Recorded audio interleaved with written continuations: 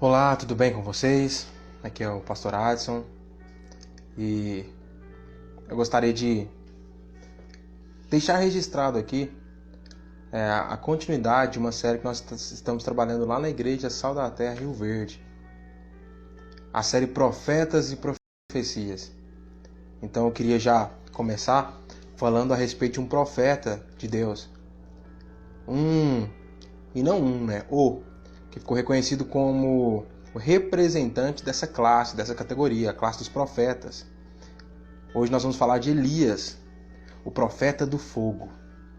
E a gente vai ver que, por mais que a vida de Elias tenha sido extraordinária, ela tem muito em comum, talvez com a sua, com a minha vida, com a nossa vida. Nós estamos lá no tema da Sal da Terra, Profetas e Profecias, e não por acaso. Muitos que ainda acreditam em valores, muitos que ainda acreditam em verdade, percebem que as coisas estão mudando. Percebem que as coisas elas estão se perdendo. Nós estamos vivendo em um tempo degradante.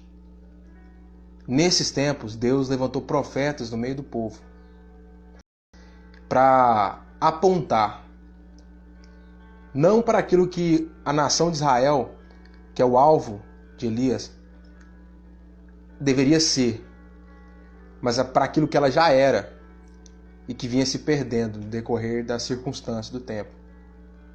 Então a primeira lição de hoje, em relação aos profetas, é que a profecia ela é para apontar para uma referência, mas não uma referência daquilo que nós vamos ser, uma referência daquilo que nós almejamos ser, mas uma referência daquilo que nós já somos e que nós temos perdido no decorrer da caminhada.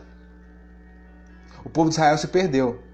E aqui vai a segunda lição que nós aprendemos com a história de Elias, o tisbita. Elias viveu ali por volta de 890, a partir de 890, ali, 900 anos antes de Cristo. E nessa época, por incrível que pareça, diferente do que muitos pensam, Israel, a nação do norte, que já era dividida ali, vivia o auge de sua prosperidade. A segunda lição é essa.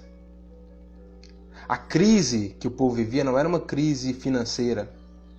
A crise que o povo vivia era uma crise moral, uma crise de valores, de princípios. Aquele povo vivia bem, com fartura. E se nós repararmos, isso é um padrão que se repete. Enquanto o povo era escravizado, enquanto o povo passava por dificuldades, o resquício da fé permanecia no meio deles. E eles conheciam ao Deus dos pais deles, de Abraão, de Isaac e Jacó. Mas à medida que as coisas vão ficando boas e eles vão se acomodando, as suas origens vão se perdendo. Será que é diferente dos nossos dias? Já viu aquela história de alguém que começa muito humilde, muito simples, e enriquece e ganha fama, poder, e se esquece de onde saiu? Era o que acontecia com o povo de Israel sempre. Eles se acomodavam de acordo com as circunstâncias e perdiam a noção de suas origens. Cuidado!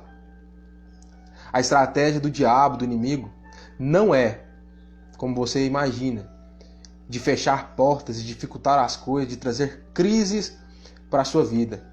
O diabo, pelo contrário, ele vai trabalhar exatamente na comodidade, no comodismo, na complacência.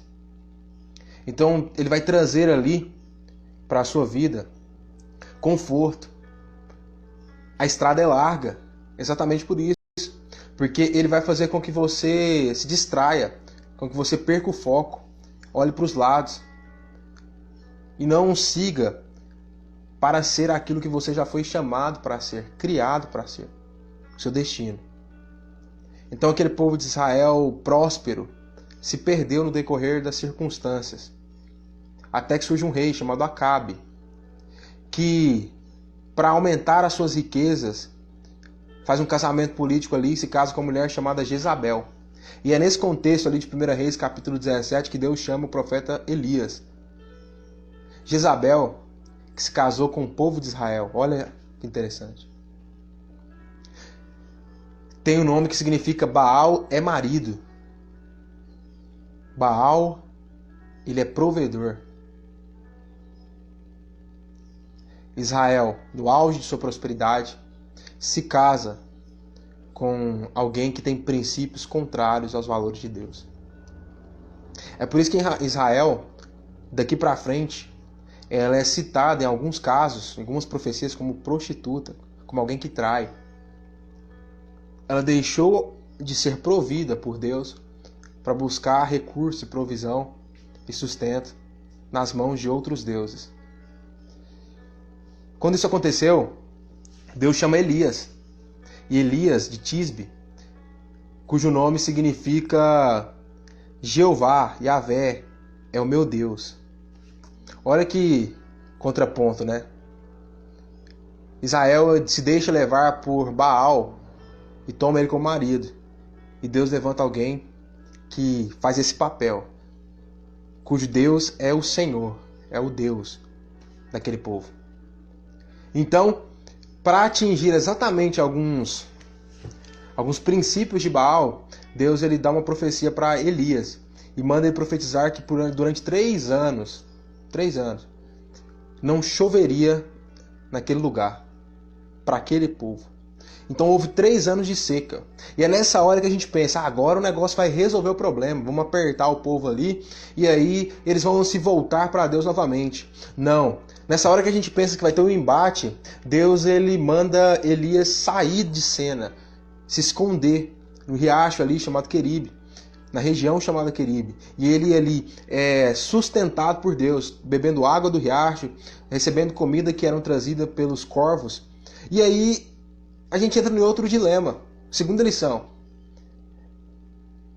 Aquele povo, no meio da crise, agora sim uma crise financeira, ao invés de se voltarem às suas origens, se afundam nos ídolos que criaram para si mesmos. Eles passaram fome. E a segunda lição é essa. Eles não estavam em crise de dinheiro, eles não estavam em crise de saúde, eles não estavam em crise dos seus relacionamentos, eles estavam em crise espiritual, moral. E por conta disso, eles perderam a identidade. Eles já não conseguiam mais voltar às suas origens sem ajuda. Eles já não conseguiam, por conta própria, lembrar de como era o lar deles antes de se perderem. Eles já não lembravam da aliança que os pais tinham feito com Deus. Eles já não tinham referências. Às vezes nós estamos em crise, mas não se trata de falta de dinheiro. Não se trata de falta de saúde. Às vezes a sua crise, a minha crise, a nossa crise é uma crise de identidade. Nós perdemos a referência de quem nós somos. É o que acontece nas pessoas que moram na rua. Tanto deve ser triste. Uma pessoa que não tem um lar. Uma pessoa que sai cedo, acorda e não tem um lugar para voltar ao fim do dia. Que triste. Às vezes a nossa crise é essa. É a crise que nós enfrentamos. E chega um ponto então que Deus levanta alguém para apontar, não para quem Israel deveria ser, mas para quem ele era e se perdeu. Dentro desse contexto, nós aprendemos outra lição. Deus manda Elias voltar, depois de 3 anos, encontrar o rei e fazer um desafio juntamente com Jezabel, para que ela selecionasse ali os eleitos de Baal, ali os servos, sacerdotes de Baal, para que eles fizessem um rito, para provar ao povo de Israel, quem de fato era fiel à sua aliança. Elias então questiona o povo que estava diante dessa cena e pergunta: vocês têm que escolher quem vocês querem servir. Se é Baal, sirvam a Baal. Se é a Yahvé, a Deus, sirva a Yahvé, a Deus. Mas os dois não tem como.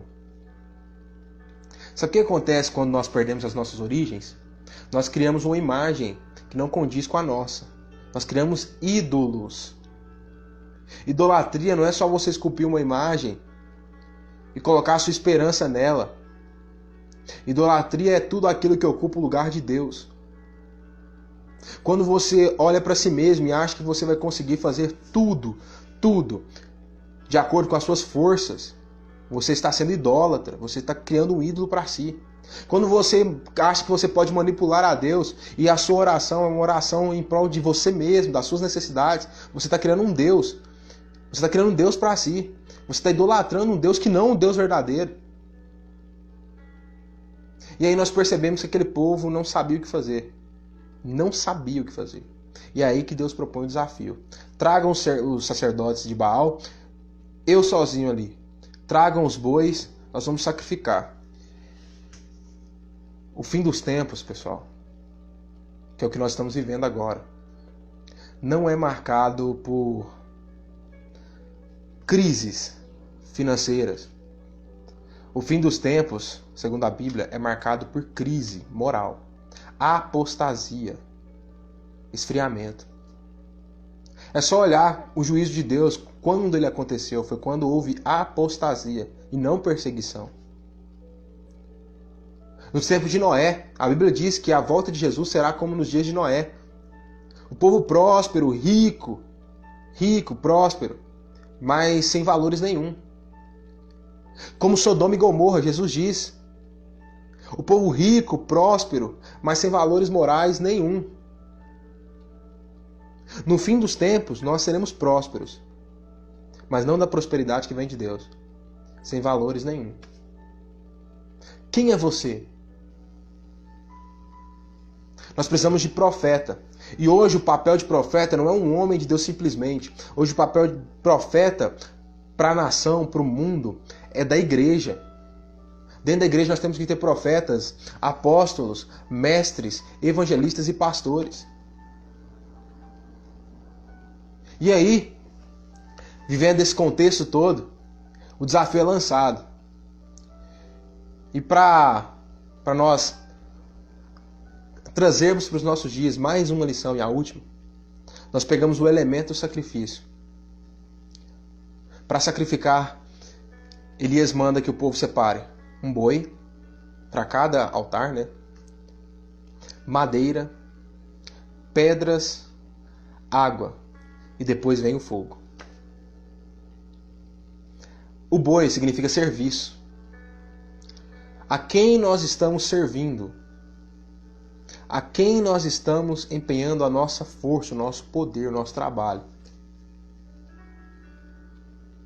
A madeira, como Paulo diz lá na frente, ele fala das obras de madeira, né? Madeira é a qualidade, madeira é a prioridade, madeira são as obras que se unem a um serviço, que complementam um serviço. É a energia que nós depositamos naquilo que nós estamos fazendo. Posteriormente, nós temos as pedras, e não por coincidência, né, mas por propósito. 12 pedras que representam as tribos. 12 pedras. O sacrifício vai ser feito sobre as 12 tribos. Eles vão ter que servir, eles vão ter que trabalhar até o fim dos tempos. Posteriormente a isso, água. 4 jarros grandes de água, lançados 3 vezes. 12 unidades de água. Derramamento do Espírito sobre o povo de Deus, Israel, que no fim dos tempos vai testemunhar também a Cristo, durante o período de tribulação. E depois vem o juízo, o fogo. O sacrifício é queimado. Deus recebe, mas através do fogo que consome tudo. Juízo. Os nossos dias têm sido dias de apostasia. Nós temos dedicado nosso tempo às coisas que são passageiras, coisas que são vaidade, como disse Salomão. Nós não temos empenhado as nossas energias, as nossas forças naquilo que é eterno, nas relações, nas pessoas, no conhecimento. Nós somos informados de tudo. Nós somos informados de tudo.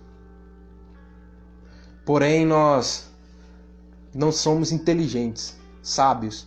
E sabedoria tem a ver com inteligência emocional. Nós temos as informações, mas não sabemos lidar com elas. Será assim nos últimos dias.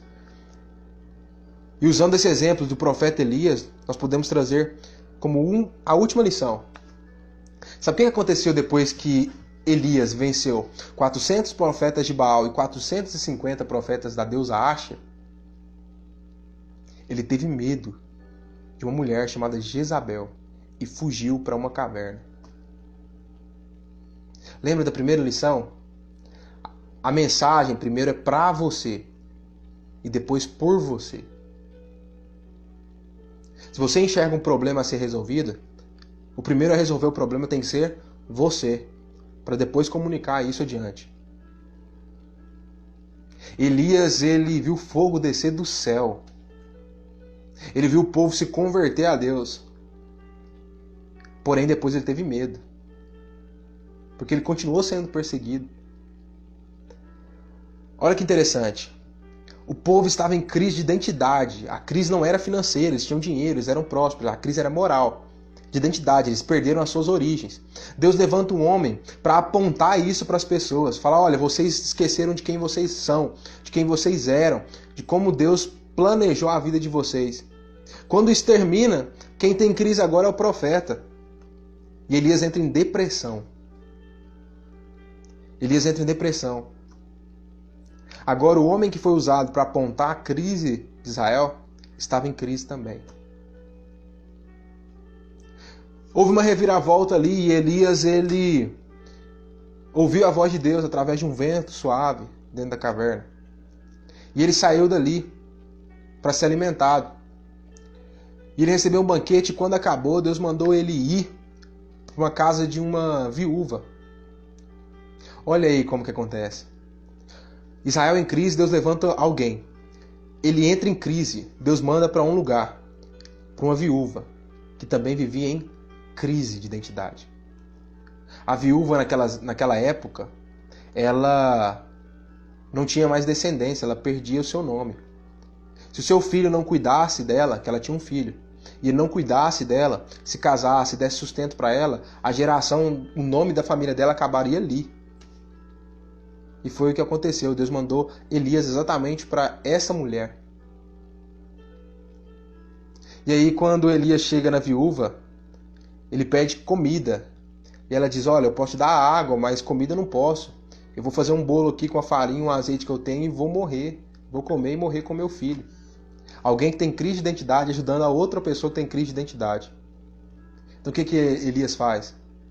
Elias pede, olha, lembre de quem você é. Lembre das suas origens. Quando ele pediu para a mulher fazer para ele aquele bolo que era para ela e para o filho, e o único alimento que ela tinha, ele estava fazendo ela lembrar dos mandamentos do Senhor. Da hospitalidade que era exigida da parte de Deus. Ela tinha por obrigação de servir, de tratar ele como convidado de honra. E ela fez isso. Apesar da sua necessidade, da sua circunstância, ela se lembrou de quem ela era, do Deus que ela servia. E foi aí que a vida dela foi mudada. Deus, ele multiplicou o azeite. Mas a vida do profeta também foi mudada aí. A partir daí, Deus mandou ele ir lá e profetizar chuva. Para eles saberem que Deus é um Deus de provisão. Para eles se lembrarem a quem orar quando eles forem se deitar. Para eles se lembrarem de onde eles vieram. Para eles se lembrarem, e chuva não é por acaso, quando o arco-íris surgir no céu ali, para eles se lembrarem dos dias de Noé. O fim dos tempos está chegando. Nós estamos nos últimos dias. Nós precisamos de profetas que apontem para as nossas origens. Você é esse profeta? Você é essa profetisa? Eu estou aqui para te lembrar de que você não está aqui por acaso. Eu estou aqui para te lembrar que existe um Deus que te escolheu desde o ventre da sua mãe. E que você tem essa personalidade, essas características, esses valores, porque faz parte de um plano que é maior do que você.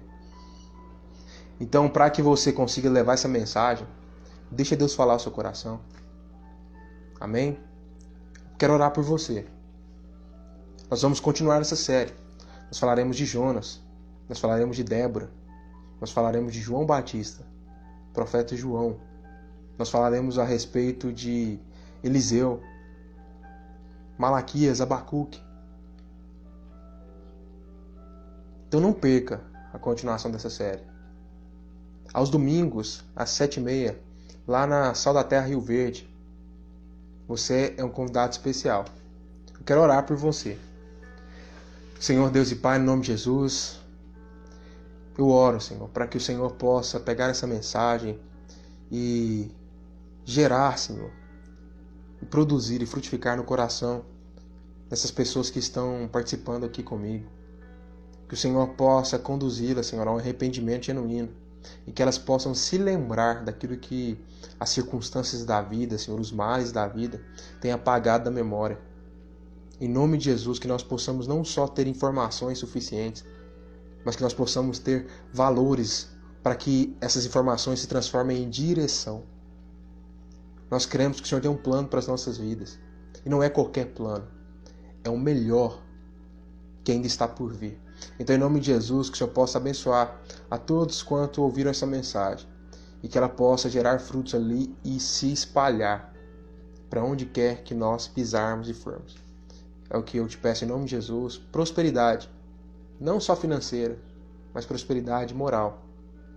Amém. E graças a Deus. Amém. Então é isso. Te espero no nosso próximo encontro.